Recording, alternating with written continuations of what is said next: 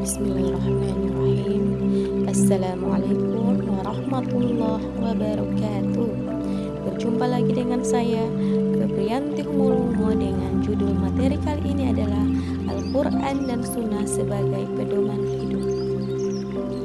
Nah, tujuan pembelajaran yaitu peserta didik dapat membaca Quran Surah An-Nisa surah keempat ayat 59 dan Quran Surah An-Nahl surah ke-16 ayat 64 sesuai kaidah ilmu tajwid, khususnya hukum bacaan alif lam syamsiah dan alif lam qamariyah.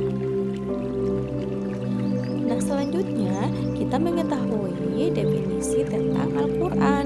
Al-Quran adalah kitab suci umat Islam yang merupakan wahyu Allah Subhanahu wa Ta'ala yang diturunkan kepada Nabi Muhammad SAW melalui malaikat Jibril.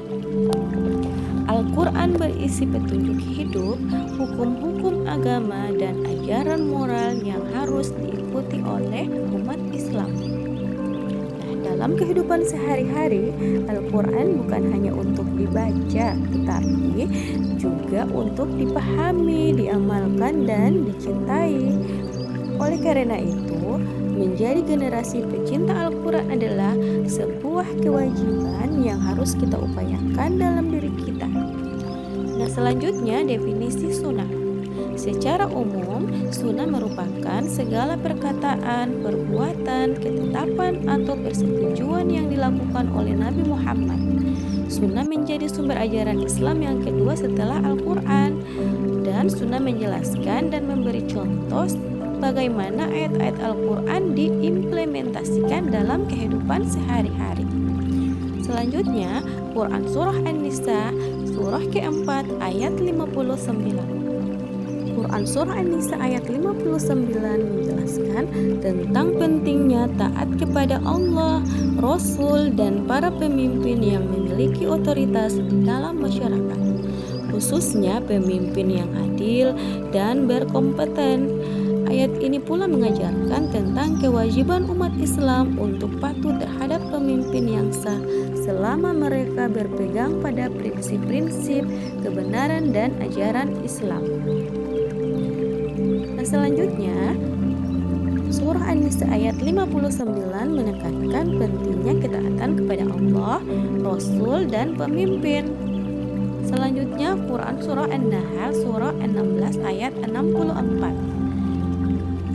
Surah An-Nahl ayat 64 menjelaskan tentang wahyu Allah yang diturunkan sebagai petunjuk hidup, serta penegasan bahwa Al-Quran adalah kitab yang membimbing umat manusia dalam menghadapi berbagai masalah kehidupan. Ayat ini juga menekankan bahwa meskipun wahyu Allah telah diturunkan, banyak orang yang tidak mempercayainya dan tidak mengindahkan petunjuk yang diberikan. Selanjutnya, alif lam syamsiah dan alif lam qamariyah. Alif lam syamsiah dibaca dengan memasukkan suara salah satu hurufnya dengan melapaskan surat alif lam, dan alif lam syamsiah terdiri dari 14 huruf yaitu ta, sa, dal, zal, ro, zai, sin, syam, sod, dot, to, zod, lam, dan nun. Selanjutnya alif lam qamariyah. Alif lam qamariyah merupakan alif lam yang berhadapan dengan salah satu huruf alif lam qamariyah. Alif lam qamariyah terdiri dari 14 huruf yaitu alif, ba, jim, ha, kho, ain, wain, fa, qaf, kaf, mim, ha, waw, dan ya. Selanjutnya, isi kandungan surah An-Nisa ayat 59 adalah salah satu ayat dalam Al-Quran yang menekankan pentingnya ketaatan dan kepatuhan terhadap otoritas yang sah. Ayat ini memerintahkan orang-orang yang beriman untuk taat kepada Allah, Rasul, dan ulil amri,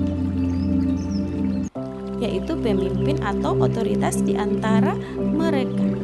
Selanjutnya, isi kandungan Quran surah An-Nahl surah 16 ayat 64 yang menyatakan bahwa Al-Quran diturunkan kepada Nabi Muhammad SAW untuk menjelaskan kepada umat manusia tentang perkara-perkara yang mereka perselisihkan.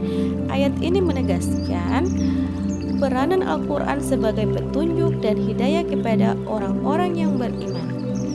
Dan Al-Quran berfungsi sebagai panduan dalam menyelesaikan perselisihan dan memberikan penjelasan yang jelas tentang perkara yang benar.